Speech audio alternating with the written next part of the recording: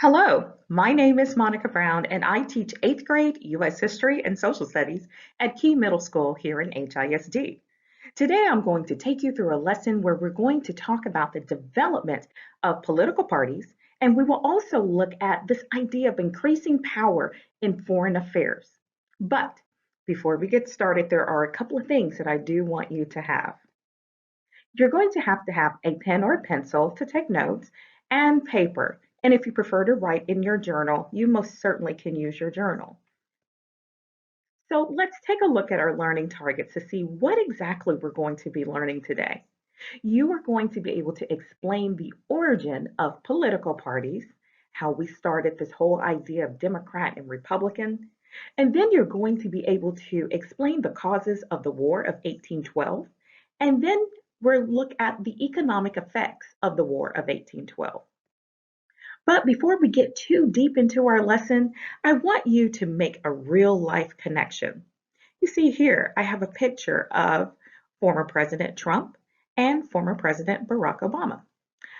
You know, the US has a two-party system today, but it wasn't always like this. George Washington, the nation's first president, was not a part of this two-party system that we have today. And he was elected to both terms unanimously. So today we're going to learn about how these political parties started, and then we'll look at how it's changed in the United States over time. So let's take a look at the development of political parties. You know, American political parties had their beginnings in the divisions between Federalists and Anti-Federalists in the 1700s. Before I get started, do you remember the difference between a Federalist and an Anti-Federalist? One believed in a strong government, one believed in less involvement of the central government. Well, Federalists, such as Alexander Hamilton, he believed in a strong national government. Anti-Federalists, such as Patrick Henry, wanted a weak national government, and he wanted a stronger state government. So when George Washington was elected in 1788, you know, there were still no organized political parties. He was unanimously elected twice, and Washington never joined a political party. But during the election of 1796, John Adams, who was a Federalist, was elected president. And then we have the Federalist Party, believed in a strong national government. During this time, Federalists had the majority in Congress. They enacted several laws during that time, such as the Alien and Sedition Acts. We did go over that before in a previous lesson, if you remember. And the Alien and Sedition Acts limited the power of their opponents. John Adams only served one 4-year term. Thomas Jefferson, on the other hand, was elected president in 1800. He was a Democratic Republican, formerly known as Anti-Federalist. The Democratic Republicans believed in strict construction of the Constitution and a limited federal government. So the division between these two political parties was caused by their disagreements regarding the extent of federal power. More specifically, the Democratic Republicans did not support Hamilton's financial plan, which included the creation of the First National Bank. This disagreement caused the party to split. In 1828, Andrew Johnson broke away from the Democratic Republicans and he formed his own party, the Democratic Party. Jackson won this election. Jackson continued many of the limited federal government policies of Thomas Jefferson, although they were certain exceptions. For instance, Jackson vetoed more laws than any previous president. So after the election of Jackson, the Whig Party was formed in opposition of Jackson. Later, in 1854, the modern day Republican Party was born. So now let's take a look at the election of Andrew Jackson. Let me ask you this before we get too deep into our conversation here. What is the most exciting thing about turning 18? Now, most of you are probably around between 12 and 14 if you're taking this class. So you've got a little bit way to go before you turn 18, but I know some of you really are looking forward to it. So what do you think is the most exciting thing about turning 18? Well, it looks like a lot of students would agree that A, officially becoming an adult, moving out of your parents' home, going to college, and of course, the ultimate, gaining the right to vote. One of the most exciting things about turning 18 is that you will all be able to vote. This wasn't always the case. Let's look at how voting rights can impact elections. Specifically, let's look at the election of Andrew Jackson. Andrew Jackson, well, he was born in 1767. That's a long time ago on South Carolina frontier. His father died before he was born, leaving Jackson and his mother and his two brothers living in poverty. So young Jackson, he really enjoyed sports more than his schoolwork, but he also had a hot temper and he often got into fights. Jackson joined a local militia when he was 13 to help fight the British. After the American Revolution, Jackson decided to become a lawyer in North Carolina. Even as an adult, Jackson still had a hot temper, and as a result, he didn't have the best reputation. But during the War of 1812, things began to change for him. He defeated the British during the Battle of New Orleans and became a national hero. Old Hickory, a nickname earned by his troops, was admired by many Americans for his toughness and simple beginnings. After the War of 1812, Jackson entered politics. He served in both the House and Senate for the state of Tennessee. Jackson ran for president in 1824. Due to expanded suffrage, which is the right to vote, many men had the chance to vote for president for the first time. Jackson felt the nation had been taken over by the wealthy and promised to return the government to the people. This appealed to the common man, and it showed with the election results. Jackson received the most popular votes, but he didn't have enough electoral votes for a majority. And so, as a result, Federalist John Quincy Adams became the president, and Jackson's supporters felt like he was robbed of the presidency. As a result, Jackson's supporters began to build a new political party, the Democratic Party.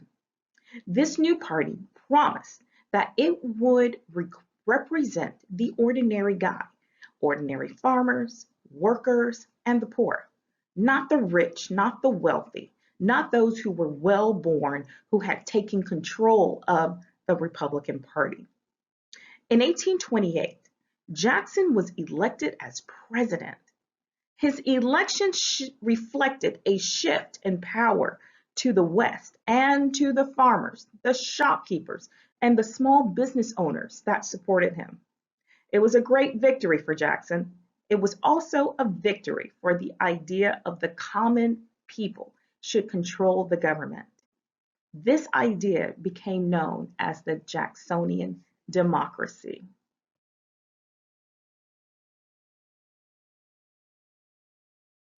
Now let's take a look at the increasing power in foreign affairs. We're going to specifically look at Washington's farewell address.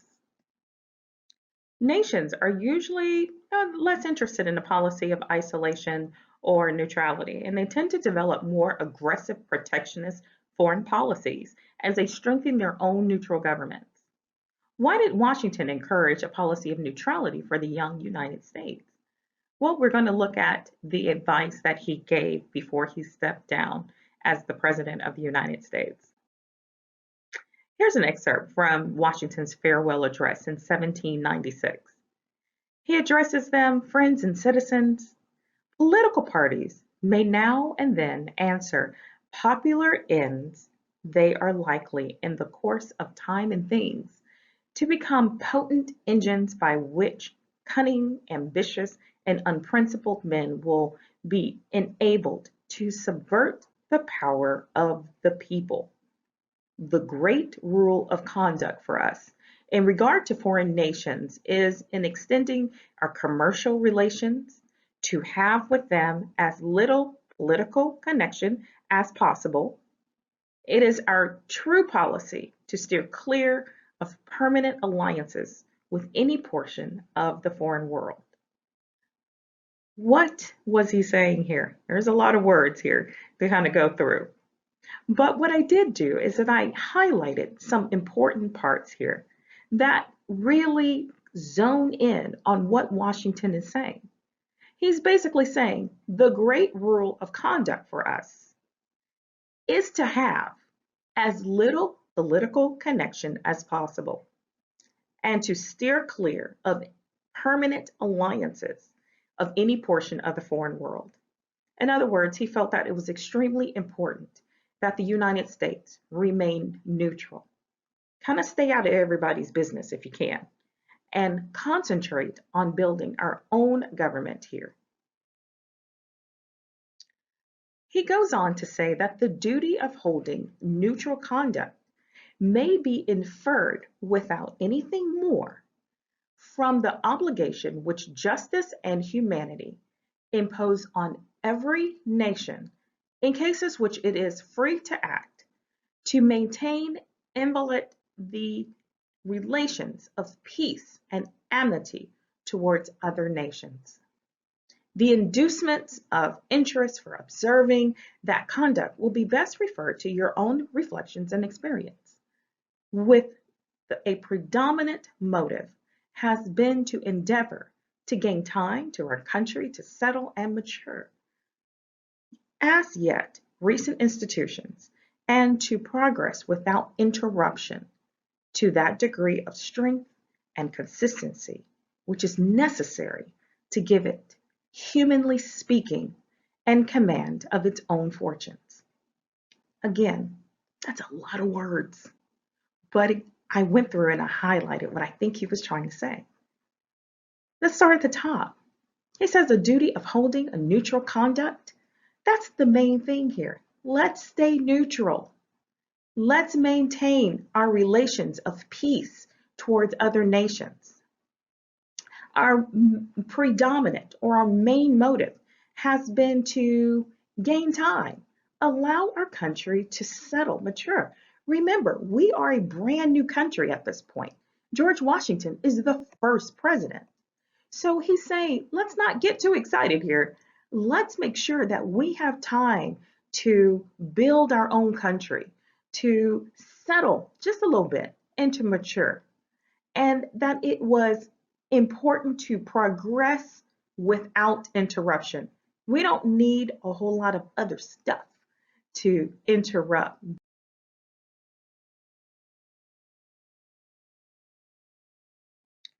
Why did Washington give this advice to the United States? Well, I think that we kind of pulled it out of that farewell address. So the nation could grow and mature on its own, not get involved in other countries' issues or wars. And it was important for us to stay united. But do you think that the nation listened to this advice? Well, we are going to see if the nation listened to this advice as we look at the War of 1812. Just like he said in his farewell address, Washington said that nations are less interested in policy of isolation or neutrality, and they tend to develop more aggressive protectionist foreign policies as they strengthen their own central governments.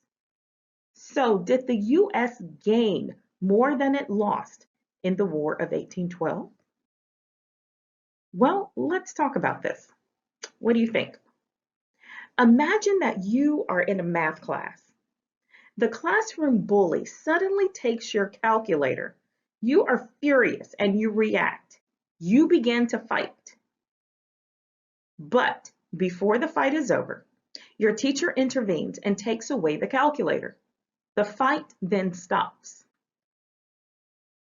Who won the fight? You don't have the calculator, but neither does the bully. You stood up to the bully.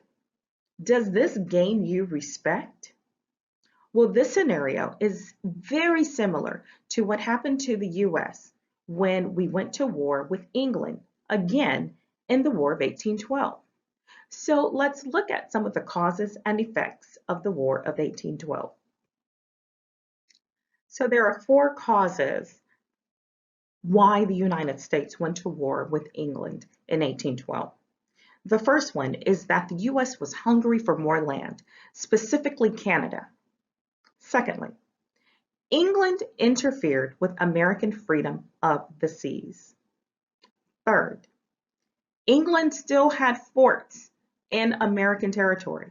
And not only that, they encouraged Native Americans to attack American settlers. And then the fourth one, the English Navy kidnapped American soldiers. So here is some of the important people that played a role in the events of the War of 1812.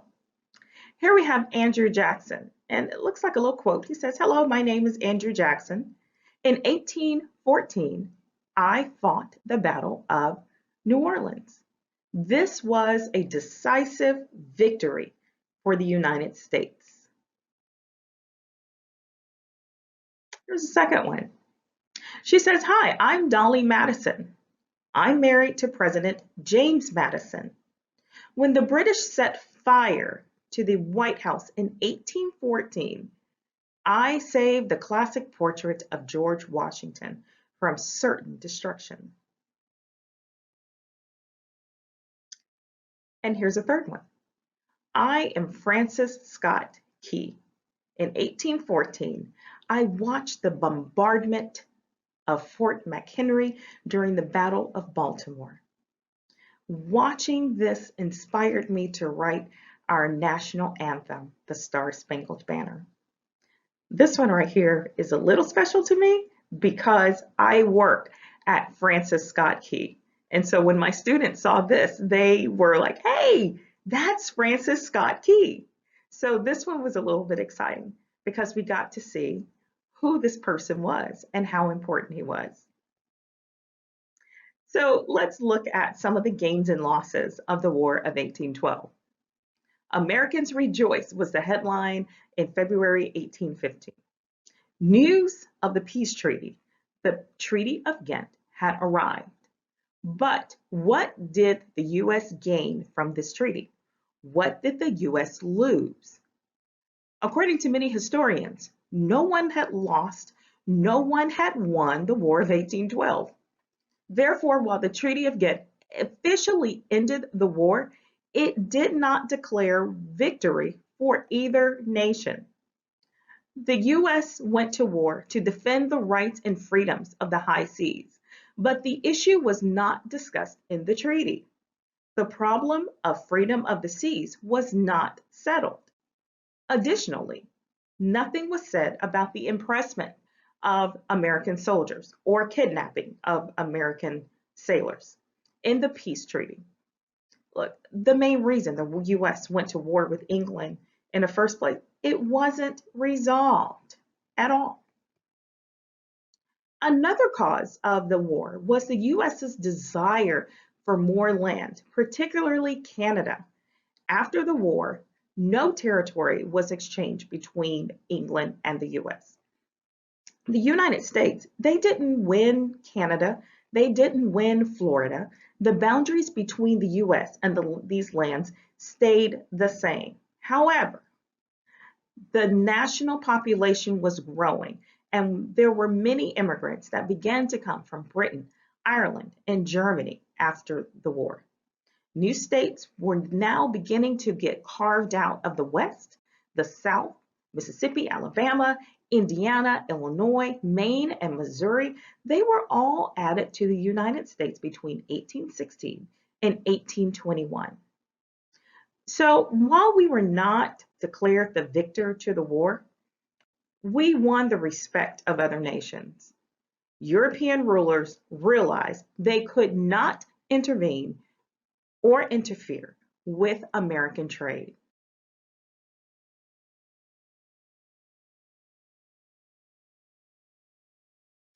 Economically, overseas trade came back pretty quickly, and shippers and merchants were busy once again. But seaport cities continued to grow with New York and Boston, Philadelphia, and New Orleans leading the way. In the Northeast, industry grew as a result of the war. During the war, Americans had to either make their own products or do without. The nation came to think of factory owners and workers as patriots and working for industrial independence from Great Britain. Even with the issue of tariffs, which are taxes on imported goods, there was unity. New Englanders and Western farmers wanted these tariffs, but of course the Southerners did not. Yet, after the war, congressmen across the nation united and passed the tariff of 1816. Had England been allowed to dump its goods in the US at cheap prices, American industry might have been killed before it was firmly established. At first, Great Britain called for an independent country for Native Americans, but when Americans protested, the British backed down and abandoned the Indians. The War of 1812 brought neither territorial gain nor military victory, but the war led to unity at home and respect from abroad. Okay, so now you are going to create your own poem based on that farewell address from George Washington. What you're going to do is create what we call a found poem. It's kind of like creating a collage, but you're using words instead of pictures. As you create your found poem, you are going to use the text from Washington's farewell address. The question that you are going to answer is, what advice did Washington give the U.S. before he left office? To create your found poem, you're going to choose any keywords and phrases from the reading. Found poetry, it's sort of like a type of poetry created by taking words and phrases from other sources and reframing them as poetry. Again, it's exactly like creating a collage, but you're creating a collage with words.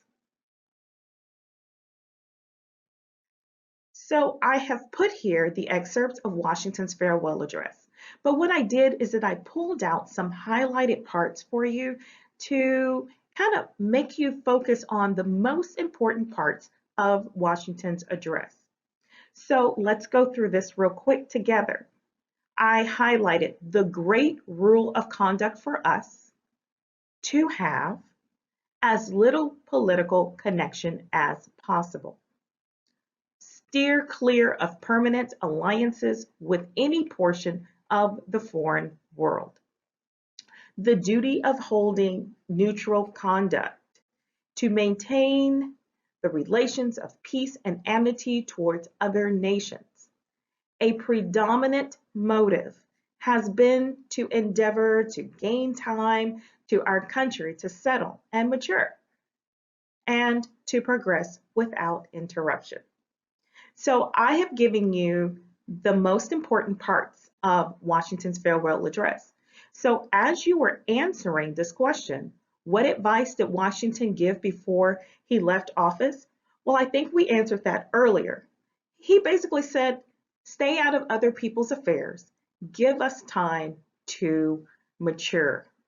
So now as you create your found poem, you're simply just going to take some of the words that I've already highlighted and create your own poem.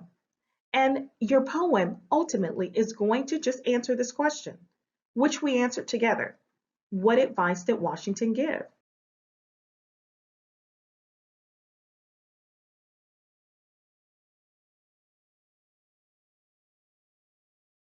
Thank you so much for joining me today. We had a lot of information that we went through.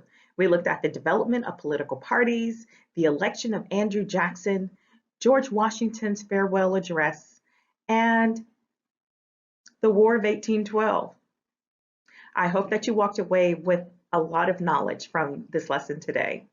I'm Monica Brown. I teach 8th grade U.S. History and Social Studies at Key Middle School here in HISD. Goodbye.